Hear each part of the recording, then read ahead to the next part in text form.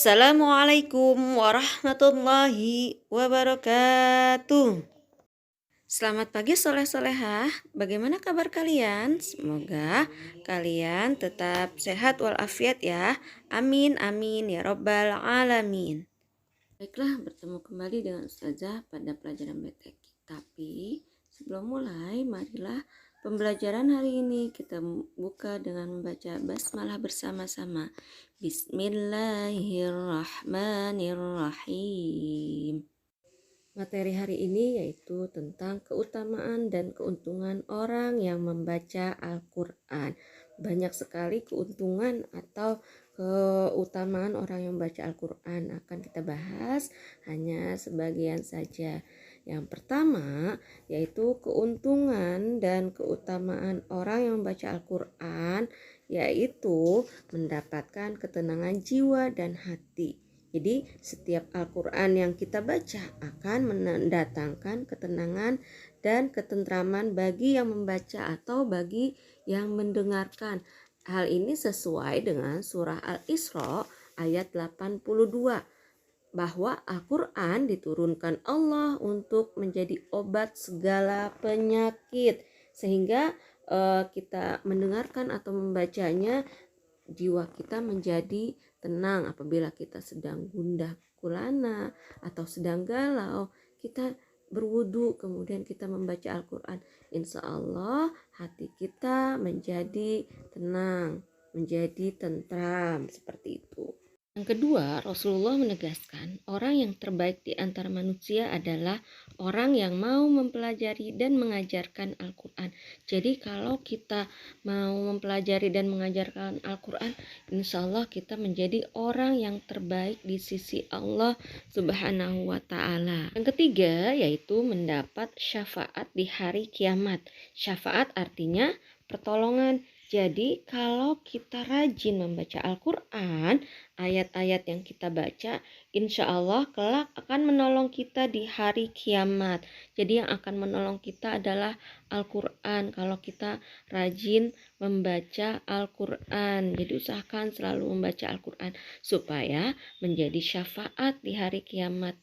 Yang keempat yaitu disediakan tempat istimewa di surga bersama para malaikat. Hal ini sesuai dengan hadis Rasulullah yang artinya orang mukmin yang mahir membaca Al-Quran, maka kedudukannya di akhirat ditemani oleh para malaikat yang mulia.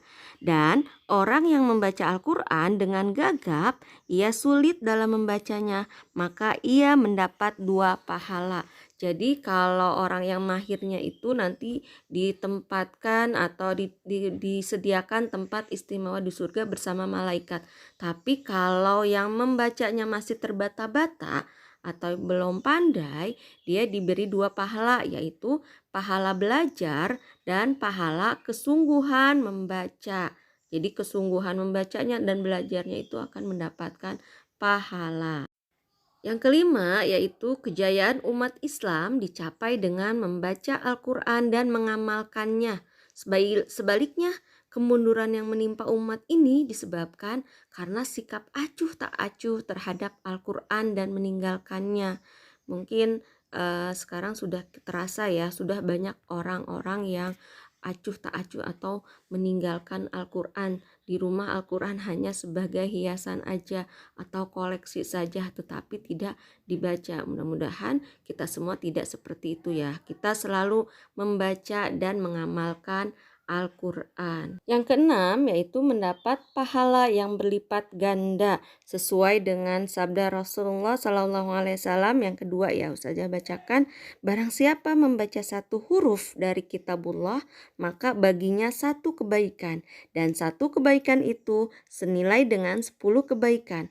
Aku tidak mengatakan alif lam mim itu 1 huruf, akan tetapi alif 1 huruf, lam 1 huruf, dan mim 1 huruf. Jadi kalau kita membaca alif lam mim saja, itu kita mendapat 30 kebaikan. Jadi bagaimana kalau kita membaca 1 halaman atau bahkan 1 juz? Kita tidak dapat menghitung pahalanya karena mengapa? Pahalanya itu sangat banyak ya. Begitu keutamaan dan keuntungan kita membaca Al-Quran sangat banyak. Tadi sudah dibahas 1 sampai 6 keuntungan dan keutamaan orang yang membaca Al-Quran. Mudah-mudahan kita selalu konsisten untuk belajar dan membaca Al-Quran. Demikianlah berbagai keuntungan dan keutamaan bagi orang yang membaca dan mempelajari Al-Quran. Tentunya kalian ingin mendapat semua keuntungan itu, bukan?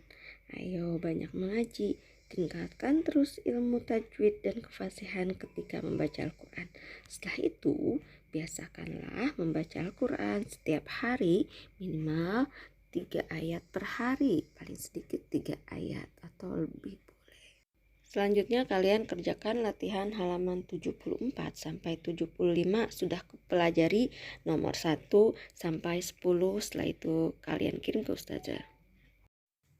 Baiklah, pembelajaran hari ini selesai. Kita akhiri dengan membaca hamdalah bersama-sama. Alhamdulillahirabbil alamin. Dari ustazah cukup sekian. Wassalamualaikum warahmatullahi wabarakatuh.